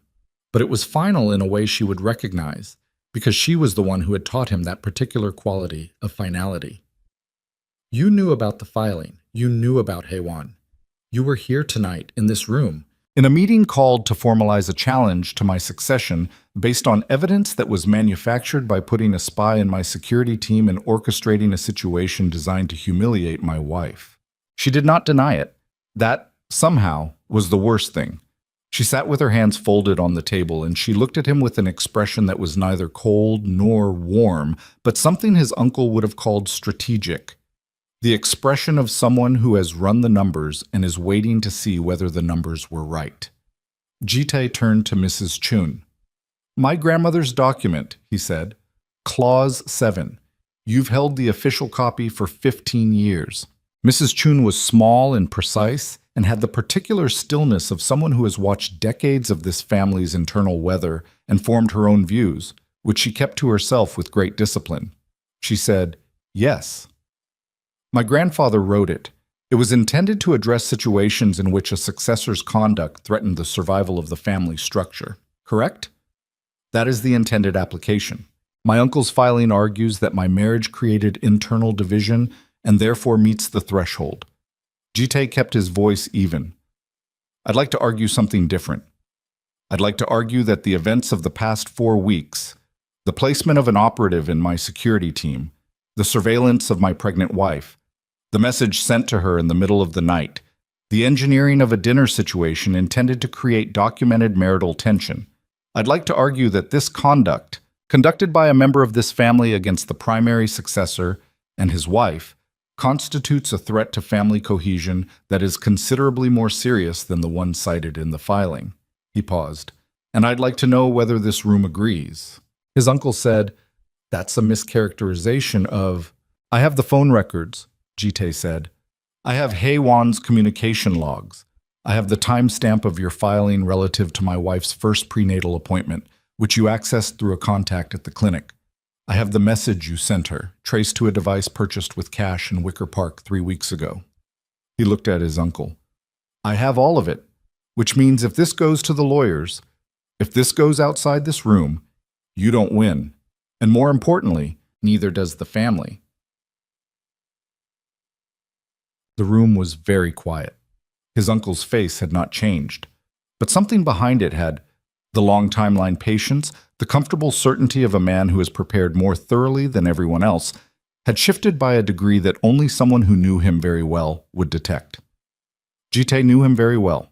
"What I'm offering," Jite said, addressing the room now, not just his uncle, "is an end to this.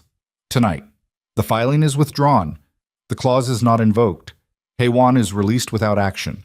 And in return, I don't take this outside and I don't make it a legal matter, and I don't spend the next year dismantling 40 years of relationships that my grandfather spent his life building." He put both hands flat on the table. "What I'm asking for, in exchange for all of that, is simple. My wife is treated as what she is, a member of this family. My child is treated as what they will be, the next generation of this family. And anyone in this room who cannot commit to that, clearly and directly, can find a different family to organize their loyalty around." His cousin Deho said quietly, "Jite, I'm not finished." He kept his eyes on his uncle. "You built this play because you thought I'd choose the family over her, every time. The way I chose it at the dinner, the way I'd been choosing it for 2 years. He paused. "You were right about the pattern. You were wrong about whether it was permanent." His uncle looked at him for a long moment. Then he said, and there was something in his voice that was not quite defeat and not quite respect, but occupied the territory between them. "You drove 6 hours in the snow for a woman who hadn't decided whether she was coming back." "Yes." "That's not rational." "No," Jite agreed. "It's not." He held his uncle's gaze. "That's how you know I mean it." The silence that followed had a different texture than the ones before it. Not the silence of a room holding its breath, but the silence of a room beginning, very slowly, to exhale. Mrs. Chun was looking at Jite with an expression that was the closest thing to approval her face was designed to show. His mother was looking at the table. His uncle stood at the head of it with the document in front of him, and the specific stillness of a man performing a very rapid internal calculation, not of whether he had lost, Jite thought, because he was too intelligent to pretend otherwise, but of what the most advantageous version of losing looked like, and how to position himself within it before the room made its collective decision without him. He reached forward. He picked up the document, and before he could speak, the door opened. Min Jun was in the doorway, and his face had the look it got when something had happened that required immediate communication, but that he was not going to say out loud in a room full of people. And Jitae read that look in under a second and was already standing when Min Jun said quietly, just to him, "It's Zarya." The floor did not move, but everything in Jitae's chest did. What happened? She's fine. She's conscious. She's stable. But Sarah called. She went to lie down and she woke up with cramping and some bleeding, and Sarah called an ambulance, and they're at Northwestern right now, and Jitae was already moving. He was past Minjun and into the corridor before he registered leaving the room, and he was in the elevator before he registered crossing the corridor, and he was thinking in the specific stripped-down frequency of pure emergency, not strategy, not architecture, not the long game, just her, just the child, just the 5 minutes it was going to take to get to that hospital, and whether those 5 minutes were going to be the most expensive 5 minutes of his life. Behind him, in the conference room, he heard his uncle say something to the room. He didn't hear what it was. He didn't care what it was. The elevator doors closed, and Kang Ji-tai, who had spent 45 minutes dismantling his uncle's 4-week operation with the precision of a man who always knew the next move, stood alone in a descending elevator with nothing in his head but a single repeated thought that the elevator was too slow. Ji-tae stood in it with his hand pressed flat against the wall and counted floors by the lights on the panel and breathed through his nose in the deliberate way of a man who understands that panic is a luxury and he cannot afford luxury right now. And the breathing helped with the mechanical function, kept his hands from shaking, kept his thinking clean. But it did nothing for the thing underneath the mechanics, the raw animal terror of a person moving towards something he does not know the shape of yet and cannot prepare for, because preparation requires information, and all he has is Minjun's voice saying she's conscious. She's stable in the tone people use when they are being careful with you. The lobby, the door, the car. Minjun drove. Jitae sat in the passenger seat and looked at his own hands in his lap and thought about the kitchen that morning. Not this morning, a different morning, months ago, when Zarya had been making breakfast and had said something that made him laugh, genuinely laugh. Not the social performance of laughter, but the real kind that comes from somewhere you don't normally access. And he had noticed her noticing it. And she had smiled at him with the particular smile she reserved for moments when she caught him being human, and he had looked away. He had looked away from that too. Northwestern Memorial was 12 minutes from his uncle's building. He knew because he had timed routes from that building to various locations years ago, during a period when his uncle's address had represented a potential emergency of a different kind. The city moved past the windows, lit, indifferent, November cold, and he did not see any of it. Sarah was in the waiting area outside the obstetrics ward. She stood when she saw him, and her face was carefully composed in a way that gave him nothing, which he understood was her professional training, and he understood also that if the news were very bad, she would not be maintaining that composure. She would be unable to. "She's in with the doctor," Sarah said. "They're running an ultrasound now. The bleeding was light." That was the word the paramedic used, light. "The cramping has stopped since they got her in." She paused. She was calm. In the ambulance, she was very calm. She asked Sarah to call you. He registered that. She had asked them to call him. "How long?" he said. "They've been in there about 20 minutes. He sat down in one of the waiting area chairs, hard plastic, the specific institutional discomfort of places designed to move people through rather than accommodate them. And he sat in it with his elbows on his knees and his hands clasped. And he waited. He had sat in rooms and waited for outcomes his entire adult life. He had waited for votes and verdicts and the results of operations that had taken months to build and could unravel in an hour. He had developed, across those years, the ability to occupy waiting with a kind of active stillness. Not peace, nothing like peace, but a functional suspension, the way you hold a breath. None of that worked now. He sat in the chair and he felt every minute of it. The door opened 37 minutes after he arrived. The doctor was a woman in her 40s, direct in the manner of someone who has learned that directness is the kindest available option, and clarity is a form of respect. She looked at Jitae and said, "You're her husband." "Yes." "She's stable. The bleeding has stopped. The cramping resolved about 20 minutes ago. We've done a full ultrasound." She paused, and in that pause he lived several years. "The baby is fine. Strong heartbeat, normal positioning. Everything looks exactly as it should for 13 weeks. He said nothing. He could not say anything immediately because something was happening in his chest that was too large for words, and he was not going to perform composure when he was this far beyond it. The doctor gave him the moment. She was good at that. "What caused it?" he said when he could. "Stress is the most likely driver. Elevated cortisol, insufficient sleep, inadequate nutrition over several days. Her body has been running on reserves, and this was the signal that the reserves are depleted." She looked at him evenly. "She needs rest, consistent food, consistent hydration, consistent sleep, and a significant reduction in whatever has been generating the stress load."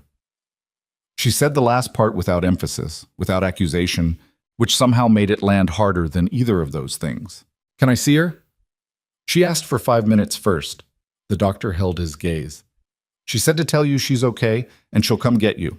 He went back to the chair.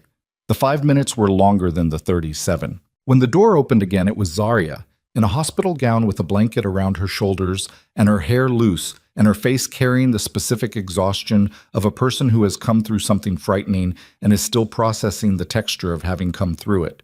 She looked at him from the doorway, and he stood up and he crossed the waiting room and he stopped 2 feet in front of her because he did not know what she would allow and he was not going to take anything. She looked at his face for a long moment. Then she said, "She's okay." "I know, the doctor told me." "She..." Zarya's voice was very quiet. "The technician, she slipped. She wasn't supposed to say, I hadn't asked, but she said she's doing well. And then she caught herself and apologized, and I said..." She stopped. Her eyes were bright. "I told her not to apologize." He stood in front of his wife in the corridor outside an obstetrics ward and understood for the first time with full clarity what the word daughter was going to cost him. Not in the financial sense, not in any abstract sense, but in the specific sense of a man who has built his entire life on controlled distance and is now being asked, by the weight of something barely larger than a hand, to become a different kind of person. "Zarya," he said. "I know," she said. "I need to..." "Gee." She said it the way she had said it in Pine Harbor, in the chapel, that single syllable that she used only when they were past the territory of formal names. "I know." He took 1 step forward, and she let him, and he put his arms around her carefully. Not the embrace of a reunion or of relief exactly, but something more careful than that, more deliberate, the way you hold something you have nearly lost and are relearning the weight of. And she leaned into it, and they stood in the hospital corridor, and the city went on being the city outside the windows, and none of it touched them for a moment. She stayed overnight for observation. He stayed with her. He slept in the chair beside the bed, or did not sleep mostly, in the way of a man who has too much unresolved to permit unconsciousness. And she slept in the bed in the deep way of profound exhaustion, her hand resting on her stomach, even in sleep, always in sleep, that automatic motion that he had watched for 3 days and that had rearranged something in him each time he saw it. He used the hours to think, not to plan, not yet, that would come, but to think in the more fundamental sense, the sense of revisiting the architecture and asking which walls were structural and which ones were just habit. He thought about his father, who had built something significant and brutal and had died before Jitai could ask him whether he'd been happy, and whether he'd known the difference between what he'd built and what he'd sacrificed to build it. He thought about his grandfather's Clause 7, which had been written to protect a family and had been weaponized against one. He thought about his uncle sitting in that conference room after he'd left, and what he'd said to the room, and what the room had decided. Minjun texted him at 11:43 p.m. "Your uncle withdrew the filing. Did it in front of everyone. Mrs. Chun witnessed it. He didn't explain. Your mother left without speaking to anyone. Daiho asked me to tell you he's with you." Jitai looked at the text for a long time. Then he put the phone face down on his knee and looked at Zarya sleeping and thought about what it meant that his uncle had withdrawn, and whether it was enough, and whether the question of whether it was enough was even the right question. The answer to that last one came to him slowly, the way the honest answers always did. The right question was not whether his uncle had been defeated. The right question was whether Zarya would be safe in the family she returned to, and that question would not be answered by a withdrawal in a conference room. It would be answered by what happened over weeks and months, in small moments, in dinners and phone calls, and the accumulation of choices made by people who had been told things were different and had to decide whether to believe it. He knew that. He had told her he knew it. He was going to have to show her. In the morning, when she woke and ate the hospital breakfast with the focused practicality of a woman fueling a necessary machine, he told her about the withdrawal. He told her about Dai-Ho. He told her about his mother leaving without speaking to anyone, which was its own kind of answer, imperfect and incomplete and honest about being both. Zarya listened. She ate a piece of toast while she listened, and when he finished, she said, "Your uncle withdrew because it was over and he knew it, not because he changed his mind. I know. He'll find another angle. Maybe not now, maybe not for years, but men like that don't stop finding angles. I know that too." She looked at him. "So what are you going to do?" "I'm going to build something he can't find an angle on." He paused. "I'm going to restructure the succession documents, have them redrawn by independent counsel, outside the family's legal structure. You and the baby will be protected regardless of what anyone files or argues. That's the foundation." He looked at his hands. "And then I'm going to spend whatever time it takes making the rest of it true, not just as a legal matter, as an actual matter." "The family," she said. "Some of them will come around, some won't. I'm done managing the difference." He met her eyes. "Whoever can't treat you as what you are, my wife, our daughter's mother, doesn't have access to us. That's not a threat. It's just how things are." She looked at him for a long moment. "Your mother," she said. He exhaled. "My mother is—" He stopped, started differently. "My mother did what she did. I'm not going to pretend it away. But she's also the woman who raised me, and she's not simple, and I don't think this is finished between her and me." He looked at Zarya directly.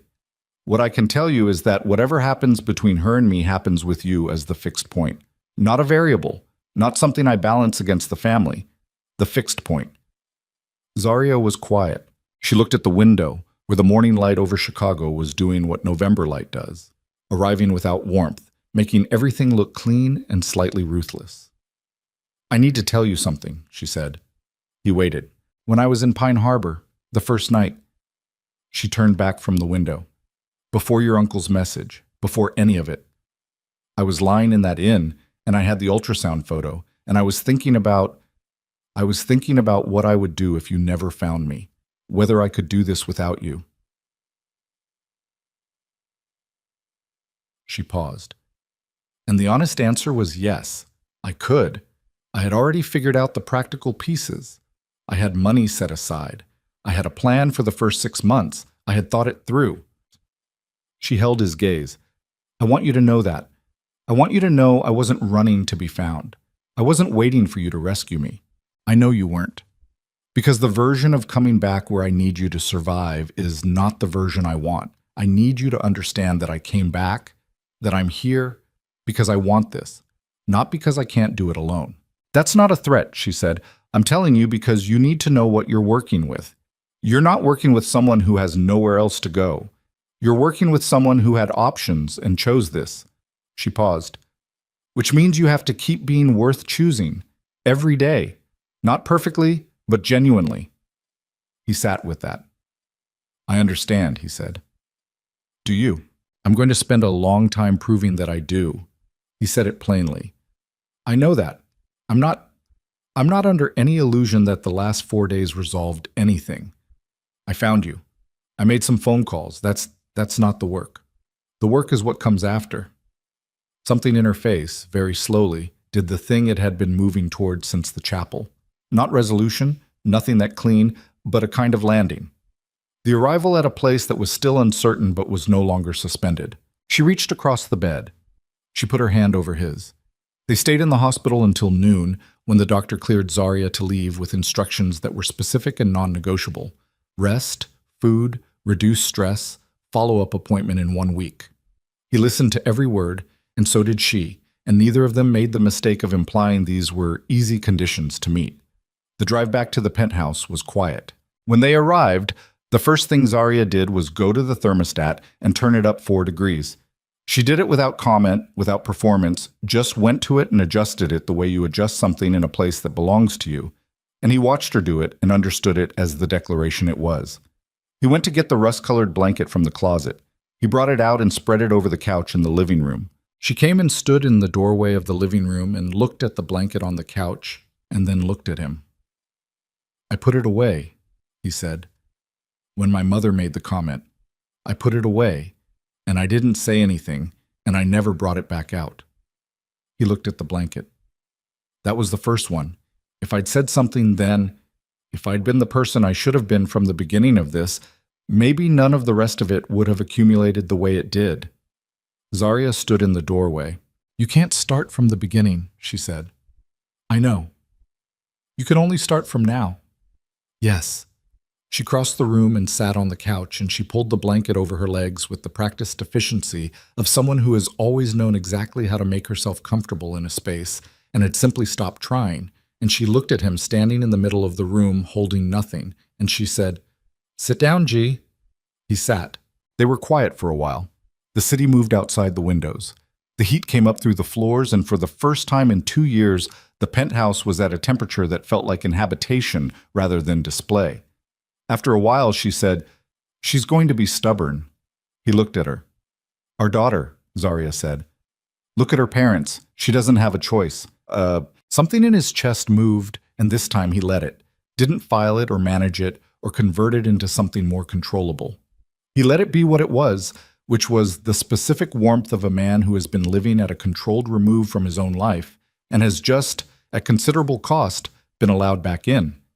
"She's going to have your stubbornness," he said. "Mine is just organizational." Zarya looked at him. Then she laughed. Not a polite laugh, not a social laugh, the real kind, the kind that catches you by surprise. And it was the first time he had heard it in months, and it was the best sound in the building. He did not look away. The weeks that followed were not easy. He had told her the work came after, and he was right. And the work was the specific unglamorous labor of two people who have damaged something and are attempting to repair it without a blueprint, without the certainty that repair is possible, with only the daily choice to continue. He restructured the legal documents within the first 2 weeks. Independent counsel, as he'd said. Zarya's protections written in language that his uncle's lawyers would not find angles in, because the angles had been anticipated by people whose job was anticipating angles and who were paid well enough to be thorough. He showed her every page. He sat across from her at the kitchen table, not the formal dining room, the kitchen table, the one she'd always preferred. And they went through it together, and she asked questions that his lawyers had not anticipated and that he could not always answer on the spot, and that he went back and had answered in writing. She was not grateful for this. She expected it. That distinction was important to him. He needed her to expect it rather than be grateful, because gratitude implied surprise, and surprise implied she hadn't believed him capable, and he needed her to believe him capable even when she was right not to believe him yet. He had a conversation with his mother. It happened 3 weeks after the hospital, on a Saturday, at his mother's apartment. He drove there alone. He sat across from her in the living room where he had grown up, understanding the language of this family's expectations, and he told her directly, not with anger. The anger had burned off in the elevator at his uncle's building, and what replaced it was something harder and more durable, what the terms were. His mother listened. She was not a woman who accepted things she did not agree with. She had never been that. And she did not agree with everything he said. She said so. She said she had made decisions she believed were correct, that she had acted to protect what she understood as the family's interest, that she did not believe she had been wrong to do so. He said, "I know you believe that." She said, He said, "But I'm telling you what the future looks like and what place you have in it. You don't have to agree with my marriage. You have to treat my wife as my wife. Those are different things." She was quiet for a long time. Then she said, "She's stronger than I gave her credit for." He said, Yes." She said, "That was not a compliment when I thought it." A pause. "It is now." It was not a resolution. It was not forgiveness or full acceptance, or the warm family arrival that does not exist outside of simpler stories. But it was the beginning of something that was real rather than performed, which was more valuable and harder to come by. His uncle he handled differently. He did not have a reconciling conversation with his uncle. He had a business conversation, conducted in formal terms, in which the parameters of his uncle's ongoing role in the organization were made explicit, and the parameters did not include access to Jitai's personal security operations or to any information about Zarya or the baby or the household. His uncle accepted this with the composure of a man who has lost a round and is already thinking about the next one. Jite accepted that about his uncle. He stopped expecting the man to be something he wasn't. He just removed the angles. Zarya went back to work. She was a pediatric occupational therapist, something his family had never fully understood and had occasionally used to imply she was not serious. And she was serious. She was very serious. She was good at it in the way that only people who have found the right thing are good at it. And she worked 3 days a week for the second trimester, which the doctor approved, and she came home in the evenings and told him things about her patients. But their names changed, and he listened and asked questions, and she noticed that he was listening, really listening, not managing the conversation while his mind was elsewhere. He noticed her noticing. He did not make a production of it. He just kept doing it. They painted the nursery in January. It took 4 hours and it was not a romantic experience. The paint was the wrong shade the first time and had to be redone, and he taped the trim incorrectly and had to pull it up, and Zarya sat on a step stool giving directions that he was not always following correctly. But at the end of it, the room was the right shade of yellow, warm, without being aggressive, and they stood in the doorway of it together. And the light from the window fell across the floor in the low angle of a winter afternoon, and neither of them said anything for a while. "I used to dream about a room like this," she said, "when I was little. I always thought, I'm going to have a baby, and the room is going to be yellow because yellow means it doesn't matter what they are, they're just loved." He looked at the room. "Yellow," he said. "It's the right choice." He looked at her. "Yes," he said. "It is." She went into labor on a night in March, when the city was doing the specific thing it does in early spring. Neither winter nor spring, the cold still present, but something shifting underneath it.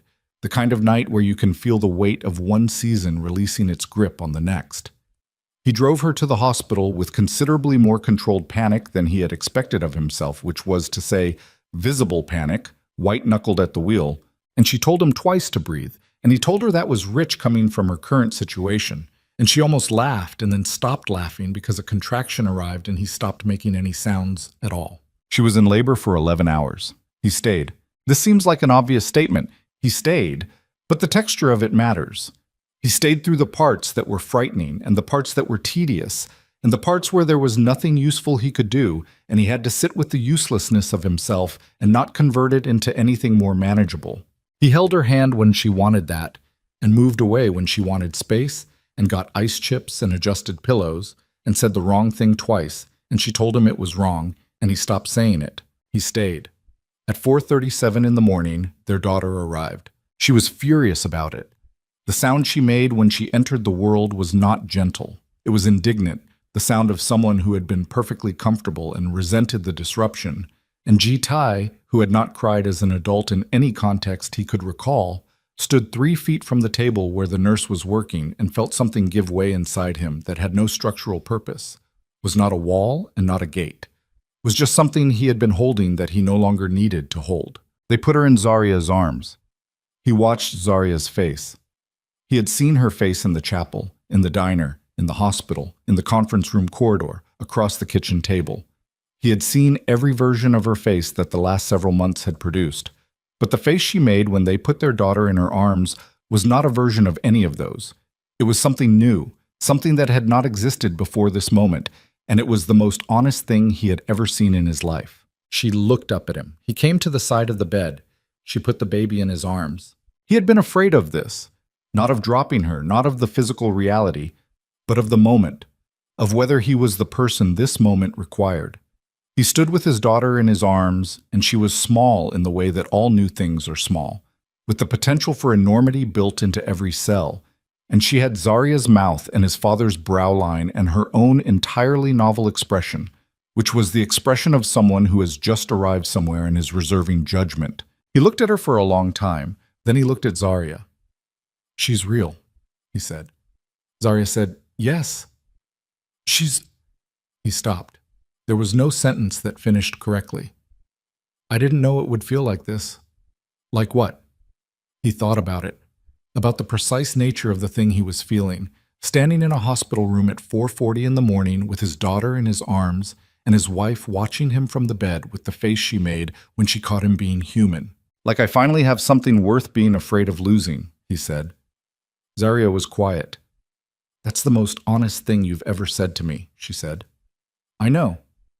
Don't lose it. I won't, he said.